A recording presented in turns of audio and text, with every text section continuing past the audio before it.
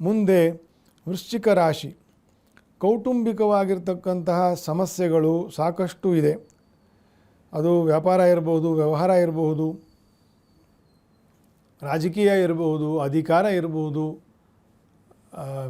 Office management ಇರಬಹುದು, ಇದೆಲ್ಲ ಕುಟುಂಬನೇ.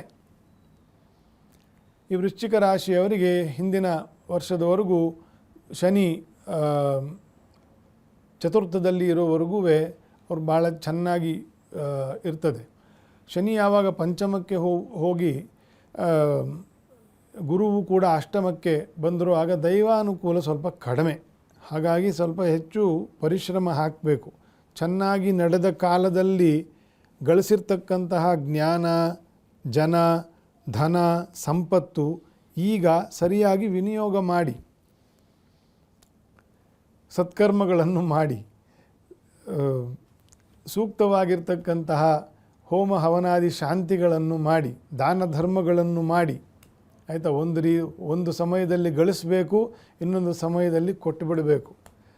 ನದಿಗಳಂತೆ ಮಳೆ ಸುರಿದಾಗ ಭಗವಂತ ನದಿ ಕಟ್ಟೆಗಳು ತುಂಬುತ್ತದೆ, ಬಿಸಿಲು ಬಂದಾಗ ಇನ್ನೊಬ್ಬರು ಕೊಟ್ಬಿಟ್ಟು ಒಣಗೋಗ್ತದೆ, ಮತ್ತೆ ಬರ್ತದೆ ಅಂತ. ಇಂಥ ಫಿಲಾಸಫಿಯನ್ನು ನಾವೆಲ್ಲರೂ ಅರ್ಥ ಮಾಡ್ಕೊಳ್ಬೇಕು. ಇರ್ರೆಸ್ಪೆಕ್ಟಿವ್ ಆಫ್ ನೀವು ಯಾವ ರಾಶಿಯವರು, ಯಾವ ನಕ್ಷತ್ರದವರು, ಯಾವ ಜಾತಿ, ಯಾವ ಜನಾಂಗ ಮುಖ್ಯ ಅಲ್ಲ.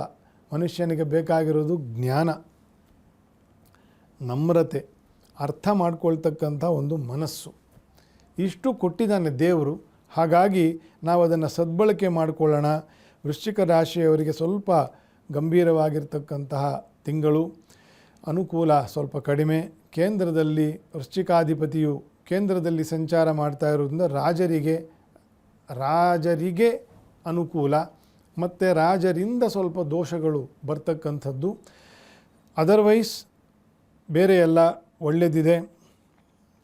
ವೃಶ್ಚಿಕ ರಾಶಿಯವರು ಕೂಡ ಹನುಮಂತ ದೇವರು ಮತ್ತು ಸೀತಾರಾಮರ ಸೇವೆಯನ್ನು, ನಾಮಸ್ಮರಣೆಯನ್ನು, ಜಪ ಅರ್ಚನಾದಿಗಳನ್ನು ಮಾಡ್ತಾ ಮುಂದೆ ಹೋಗ್ತಕ್ಕಂಥದ್ದು.